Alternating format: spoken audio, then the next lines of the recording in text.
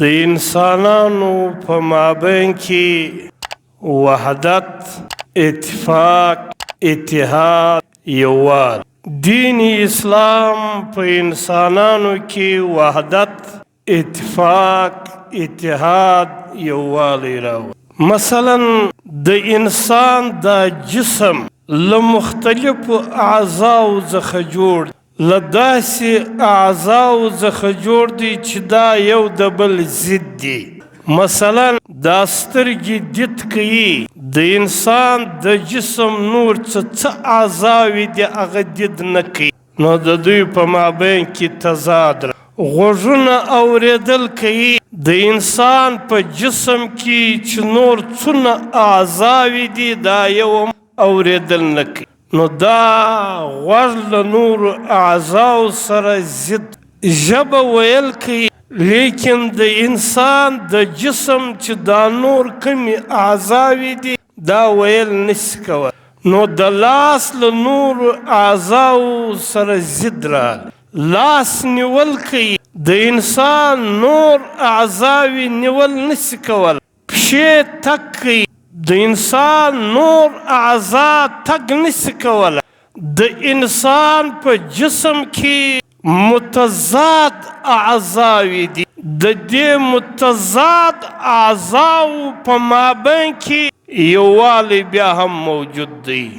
مثلا که د انسان پر دې لاس درد سي، دا سترګې اوښکې پر تویوي، پښې ډاکټر له راځي، دا بل لاس ګولۍ را اخلي خولې ته اچوي، دا ګرد جسم دا د دې لاس له درد سره بېچینی، اطمینان نه ورځي. نو د دې متضاد اعضاو په مابین کې وحدت، اتفاق او اتحاد چا راویستلی دی؟ د دې په دې جسم کې یو روح موجود دی.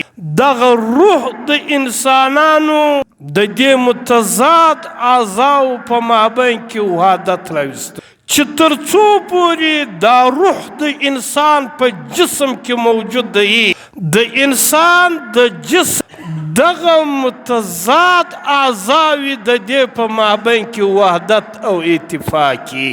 چې کله د انسان له جسمه څخه روح وخیزي، بیا ته پر دې ژبه باندې چاړه کښېږده، دا ژبه دوه ځایه، دا سترګې اوښکې پر تویوي، دا پښې ډاکټر له راځي، د انسان د جسم دا نورې اعضاوې فریاد کوي، دا د ژبې تکلیف دوی محسوسوي نه محسوسوي.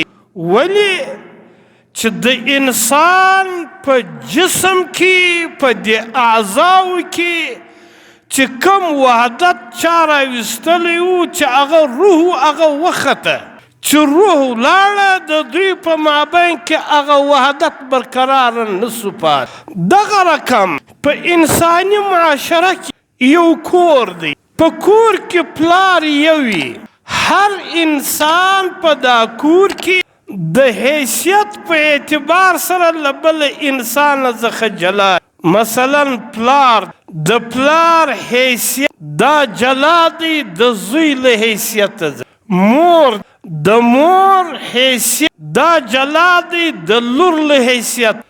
د لور او د زوی حیثیت دا جلا دی د پلار او د مور له حیثیت څخه.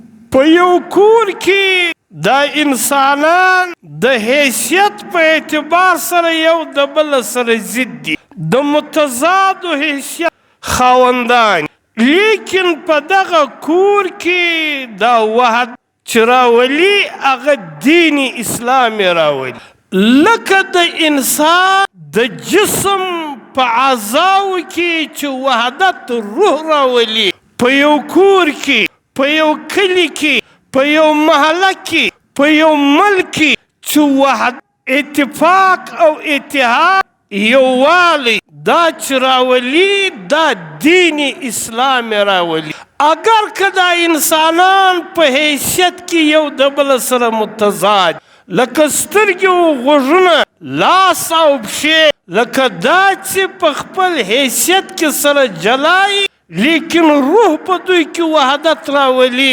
دا انسانان دا هم که په حیثیت یو له بله سره تضاد لري، د ژبې په اعتبار سره، د نسل په اعتبار سره، د جغرافیې په اعتبار سره، د کاروبار په اعتبار سره، د مال او د دولت په حیثیت سره، د رنګ په اعتبار سره که د دوی په مابین کې تضاد دي، لیکن د دغه تضاد باوجود په کومه معاشره کې چې دین اسلام وي، دا یووالی، وحدت او اتفاق او اتحاد راولي. ځکه الله پاک فرمایي ان الذين آمنوا وعملوا الصالحات سيجعل لهم الرحمن ودا.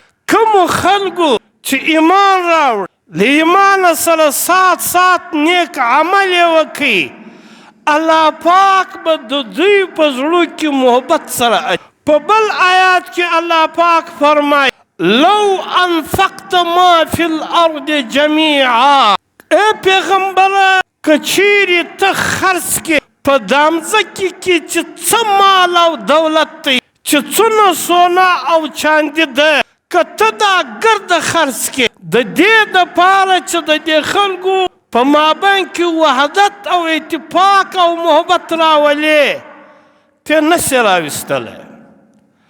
لو انفقت ما فی الارض جمیعا ما الفت بین قلوبهم. ای پیغمبره پر مخ د مځکې چې څونه خزانې دي، څونه مال او دولت دی، څونه سونې او چاندي دي، که ته دا ګرده خرڅ کړې او د خلکو په مابین کې محبت راولې، وحدت او اتفاق او یووالی راولې، ما الفت بین قلوبهم، ته د دوی په زړو کې محبت نسې اچولی. ولکن الله الف بینهم، الله پاک د دوی په زړو کې محبت اچوي. الله پاک د دوی په مابین کې وحدت او اتفاق راولي. او د دې اسباب الله پاک بیان کړي دي چې ایمان او نیک عمل دی.